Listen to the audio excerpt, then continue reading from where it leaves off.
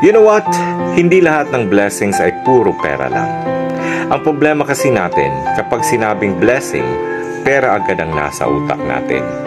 Pera ang ating batayan for a successful life. Yung pera lagi ang dahilan for our happiness in life. Oo naman, di ba? Kasi naggagawa natin lahat ng gusto natin dahil sa pera. Pero alam mo, magkaiba ang happiness at ang joy. Kasi ang happiness always requires happiness para magiging happy ka. Like for example, inaantay mo lagi ang sweldo para may pera ka. Kumain, bumili ng gusto mo, makagala kasama ang kaibigan at uminom.